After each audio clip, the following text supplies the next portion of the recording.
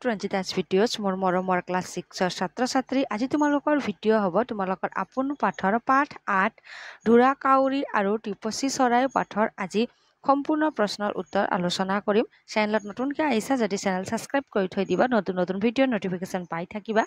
subscribe কৰা সবকে মোৰ ফালৰ পৰা ধন্যবাদ ছাত্ৰ-ছাত্ৰী মৰমৰ ছাত্ৰ-ছাত্ৰী তোমালোকে হিন্দীৰ ভিডিঅ'ত মোক বহুত মৰম দিছা আজি মই তোমালোকৰ কাৰণে অসমীয়া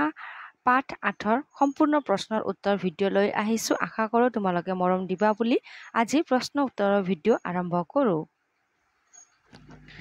ক্ৰিয়াকলাপত চোৱা অৰ্থৰ সৈতে চিনাকি হওঁ আহা শব্দৰ অৰ্থ তোমালোকে নিজৰ কিতাপৰ পৰাই মুখস্থ কৰি থৈ দিবা ঠিক আছে এক নঙত চোৱা প্ৰথমে কোৱা তাৰ পাছত লিখা ক ধুৰা কাউৰী আৰু টিপচী চৰাইৰ মাজত ধান অনাৰ চৰ্তটো কি আছিল উত্তৰ ধুৰা কাউৰীয়ে ঠোঁটত যিমান ধান আনিব সিমান ধান যদি টিপচী চৰাইয়ে আনিব নোৱাৰে তেন্তে ধুৰা কাউৰীয়ে টিপচী চৰাইটোক খাব আনহাতে টিপচী চৰাইতকৈ যদি ধুৰা কাউৰীয়ে ঠোঁটত কম ধান আনে তেন্তে টিপচী চৰাইটোৱে ধুৰা কাউৰীটোক খাব এইটোৱে আছিল ধুৰা কাউৰী আৰু টিপচী চৰাইৰ মাজত ধান অনাৰ চৰ্তটো তোমালোকে উত্তৰ এনেকৈও লিখিব পাৰিবা ধুৰা কাউৰী আৰু টিপচী চৰাইৰ মাজত ধান অনাৰ চৰ্তটো আছিল যিয়ে বেছি ধান আনিব সিয়ে কমকৈ ধান অনাটোক খাব ঠিক আছে মৰমৰ ছাত্ৰ-ছাত্ৰী তোমালোকে প্ৰশ্ন নিজৰ কিতাপতে চাবা ভিডিঅ' যেতিয়া চোৱা কিতাপ লৈ বহিবা খৰ প্ৰশ্নত আছে টিপচীয়ে কাউৰীক ঠোঁটটো কিয় সাগৰৰ পানী ধুই আহিবলৈ কৈছিল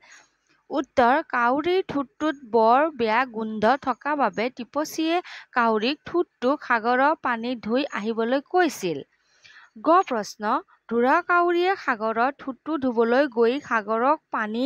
বিচৰাত সাগৰে কাউৰীক কি ক'লে উত্তৰ ধুৰা কাউৰীয়ে সাগৰৰ ঠোঁটটো ধুবলৈ গৈ সাগৰক পানী বিচৰাত সাগৰে কাউৰীক ক'লে যে সি কিবা এটা পাত্ৰ দিব পাৰিলেহে পানী দিব পাৰিব ঘৰ প্ৰশ্নত আছে কাউৰীয়ে কুমাৰৰ ঘৰলৈ টেকেলি বিচাৰি যাওঁতে কুমাৰে কি আনিবলৈ দিলে উত্তৰ কাউৰীয়ে কুমাৰৰ ঘৰলৈ টেকেলি বিচাৰি যাওঁতে কুমাৰে কাউৰীক অকণমান মাটি আনিবলৈ দিলে প্ৰশ্নত আছে কাউৰীয়ে মহৰ ওচৰলৈ কিয় গৈছিল উত্তৰ কাউৰীয়ে মহৰ ওচৰলৈ মহটোৰ শিং বিচাৰি গৈছিল প্ৰথম প্ৰশ্নত আছে মহৰ কথা শুনি কাউৰীয়ে কাৰ ওচৰলৈ গৈছিল উত্তৰ মহৰ কথা শুনি কাউৰীয়ে কুকুৰৰ ওচৰলৈ গৈছিল তৃতীয় প্ৰশ্নত চোৱা কুকুৰে কি খাই মহ মাৰি দিব পাৰিব বুলি কাউৰীক কৈছিল উত্তৰ কুকুৰে গাখীৰ খাই গাত বল বান্ধি মহ মাৰি দিব পাৰিব বুলি কৈছিল পৰ্যায়্য প্ৰশ্নত আছে কাউৰীয়ে কাৰ ওচৰলৈ গাখীৰ বিচাৰি গৈছিল উত্তৰ কাউৰীয়ে গাইৰ ওচৰলৈ গাখীৰ বিচাৰি গৈছিল ঝিয়ৰ প্ৰশ্নত আছে কাউৰীয়ে ঘাঁহৰ ওচৰলৈ গৈ কি ক'লে উত্তৰ কাউৰীয়ে ঘাঁহৰ ওচৰলৈ গৈ ক'লে যে দে ঘাঁহ খুৱাওঁ গাইক ওলাওক গাখীৰ খুৱাওঁ কুকুৰক বান্ধক বল মাৰক মহ নিওঁ শিং খান্দো মাটি দিওঁ কুমাৰক গড়ক টেকেলি তোলো পানী পখালো ঠোঁট ভোজন কৰোঁ টিপচী গোট ঠিক আছে তোমালোকেও নিজৰ উত্তৰ বহীত লিখি থৈ দিবা এতিয়া কিতাপত প্ৰশ্ন চাবা নিয় প্ৰশ্ন চোৱা ঘাঁহে কাটি নিবলৈ কোৱাত কাউৰীয়ে কমাৰৰ ঘৰ কিয় পালেগৈ উত্তৰ ঘাঁহে কাটি নিবলৈ কোৱাত খন্তিৰ প্ৰয়োজন হ'ল তেতিয়া খন্তি বিচাৰি কাউৰীয়ে কমাৰৰ ঘৰ পালেগৈ কিতাপত প্ৰশ্ন চোৱা কাউৰীৰ পাখিত কেনেদৰে জুই লাগিল শেষত কাউৰীৰ দশা কি হ'ল উত্তৰ কমাৰৰ জুইকুৰা নুমাই গৈছিল কমাৰক জুই আনি দিওঁতে কাউৰীৰ ডৌকাত অথবা পাখিত জুই লাগিল শেষত কাউৰী ডেউকা পুৰি মৰিল ঠিক আছে তোমালোকেও নিজৰ উত্তৰ বহীত লিখি থৈ দিবা এতিয়া প্ৰশ্ন চাবা কিতাপত থৰ প্ৰশ্নত আছে টিপচীয়ে কিয় ৰং পালে বাৰু উত্তৰ চোৱা কাউৰী মৰা দেখা পাই টিপচীয়ে বৰ ৰং পালে কিয়নো কাউৰীয়ে টিপচীক খোৱা কথা আছিলে হয়নে এতিয়া তোমালোকে প্ৰশ্ন কিতাপত চোৱা প্ৰশ্ন দিয়া হৈছে সাধুটোৰ পৰা কি কথা শিকিলা আমি সাধুটোৰ পৰা কি কথা শিকিলো আনৰ অন্যায় কৰিবলৈ গ'লে নিজৰে বিপদ নামি আহে আনক মাৰিবলৈ যাওঁতে নিজে মৰিল হয়নে আনৰ ওপৰত নিৰ্ভৰশীল হ'লেও সময়ত বিপদত পৰিব লগা হয় উপস্থিত বুদ্ধিৰে যিকোনো বিপদৰ পৰা হাত সাৰিব পাৰি ঠিক আছে আমি সাধুটো পঢ়ি বহুত কথা জানিব পাৰিলোঁ হয়নে বা বহুত কথাই শিকিলোঁ মই তোমালোকক মোৰ ফালৰ পৰা উত্তৰ দিছোঁ ঠিক আছে এতিয়া আমি আলোচনা কৰোঁ 2 নং 2 নঙত দিয়া হৈছে বুজা আৰু লিখা আমাক ইয়াত বিপৰীত শব্দ লিখিবলৈ দিয়া হৈছে এটা আমাক উদাহৰণ দিয়া হৈছে সৰহ তাকৰ এতিয়া আমি দিয়াখিনি প্ৰশ্নৰ উত্তৰ আলোচনা কৰিম ঠিক আছে আদি হলে অন্ত অথবা শেষো লিখিব পাৰা অনুকূল প্ৰতিকূল উজনি নামনি আস্তিক নাস্তিক পণ্ডিত মূৰ্খ টেঙৰ অজলা অথবা অকৰা দয়ালু নিৰ্দয় অথবা নিষ্ঠুৰ ঐক্য অনৈক্য ক্ষমা প্ৰতিশোধ লিখিব পাৰা অথবা শাস্তিও লিখিব পাৰা মই ইয়াতে লিখি থৈ দিছোঁ ঠিক আছে মই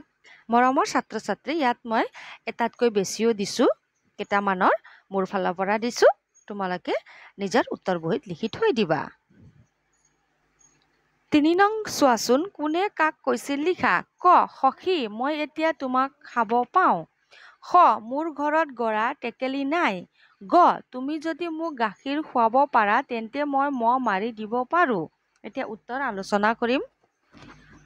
3 নং কৰ উত্তৰত লিখিবা উক্ত কথাষাৰ ঢোঁৰা কাউৰীটোৱে টিপচী চৰাইক কৈছিল খৰ উত্তৰত লিখিবা উক্ত কথাষাৰ কুমাৰে ঢোঁৰা কাউৰীক কৈছিল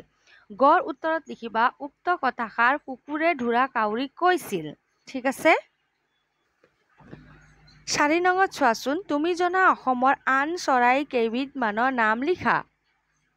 উত্তৰত লিখিবা কপৌ শালিকা কেতেকী মইনা তোমালোকৰ ফালৰ পৰাও লিখিবলৈ যত্ন কৰিবা মৰমৰ ছাত্ৰ ছাত্ৰী এতিয়া আমি 5 নং আলোচনা কৰিম 5 নং চোৱাচোন বুজা আৰু লিখা আমাক ইয়াত সমাৰ্থক শব্দ লিখিবলৈ দিয়া হৈছে এটা উদাহৰণ দিয়া হৈছে সাগৰ সমুদ্ৰ বাৰিধি জলধি এতিয়া আমি বাকীৰ সমাৰ্থক শব্দ আলোচনা কৰিম মেঘ বাদল জলধৰ জলদ অথবা তোমালোকে ডাৱৰো লিখিব পাৰা ৰাতি নিশা ৰজনী যামিনী দিন দিবা দিৱস প্ৰহৰ অনহ আকাশ গগন শূন্য অম্বৰ নভ পানী জল অপ প্ৰাণ নীৰ ঠিক আছে তোমালোকে নিজৰ উত্তৰ বহীত লিখি থৈ দিবা এতিয়া আমি আলোচনা কৰিম দিয়া হৈছে কাহিনীটো তোমাৰ নিজৰ ভাষাৰে কোৱা তোমালোকে কাহিনীটো বুজিছা হয়নে সাধুটো বুজিছা তোমালোকে নিজৰ ভাষাৰে ক'বলৈ যত্ন কৰিবা এতিয়া আমি নিৰ্দেশাত্মক প্ৰত্যয়ত প্ৰশ্ন দিয়া হৈছে প্ৰশ্নটো আলোচনা কৰিম ক অংশ লগত খ অংশ আমাক মিলাবলৈ দিয়া হৈছে ইয়াতে ঠিক আছে ইয়াত তোমালোকে চাবা বাকচত দিয়াই হৈছে এতিয়া আমি উত্তৰ আলোচনা কৰিম উত্তৰত লিখিবা চুলি টাৰি মাটি চপৰা ধাননি ডৰা শিক্ষক বৃন্দ তিৰোতা জনী খলিতা গছি কাঠ ছটা ঠিক আছে কিতাপত চাই ল'বা এবাৰ মই তোমালোকক আকৌ দেখাই দিম ঠিক আছে কিতাপত চোৱা ক অংশ লগত খ অংশ চুলি টাৰি মাটি হলে তোমালোকে লিখিবা চপৰা ধাননি ডৰা শিক্ষক বৃন্দ তিৰোতা জনী খলিতা গছি কাঠ হলে তোমালোকে লিখিবা ছটা ঠিক আছে তোমালোকে ছাত্ৰ ছাত্ৰী আশা কৰোঁ আজিৰ ভিডিঅ' তোমালোকে বুজি পাইছা বুলি নতুনকৈ আহিছা যদি চেনেল ছাবস্ক্ৰাইব কৰি থৈ দিবা নতুন নতুন ভিডিঅ' নটিফিকেশ্যন পাই থাকিবা আজি মই ইয়াতে সমাপ্ত কৰিলোঁ আকৌ লগ পাম আমি নতুন ভিডিঅ'ত